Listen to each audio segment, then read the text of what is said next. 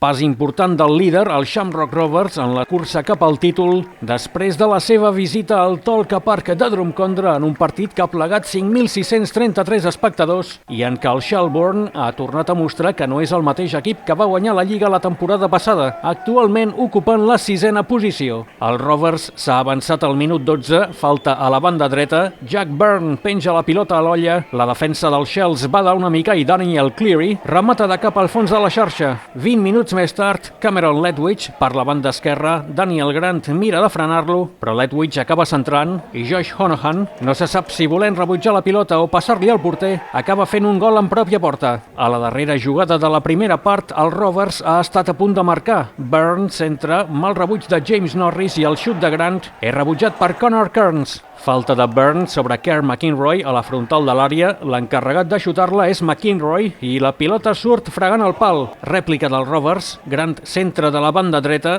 Aaron McEneff remata de cap, però Kearns atrapa. El Rovers que hi torna, McEneff per la banda esquerra centra diversos rebots, la pilota acaba a peus de Honohan, que amb un xut ajustat al pal marca i es redimeix del pecat d'haver-se fet un gol en pròpia porta a la primera part. A partir d'aquest moment, el Rovers ha cedit la iniciativa al Shelbourne i s'ha dedicat a defensar-se dels atacs dels de Drumcondra, que a mesura que passaven els minuts augmentaven en desesperació, amb el porter Kearns jugant de central. La darrera oportunitat per als Shells ha estat una falta, però la defensa Hoop ha rebutjat el perill i després d'una centrada als núvols, l'àrbitre ha xiulat al final del partit. La victòria dels Rovers confirma que els de Tallaght són uns ferms candidats al títol de Lliga, tenen 6 punts d'avantatge sobre el Bohemian, tot i que els Gypsies han jugat un partit menys, mentre que el Shelbourne haurà de millorar molt si vol optar a res, amb l'agreujant que patirà el desgast de jugar la fase prèvia de la Lliga de Campions durant l'estiu.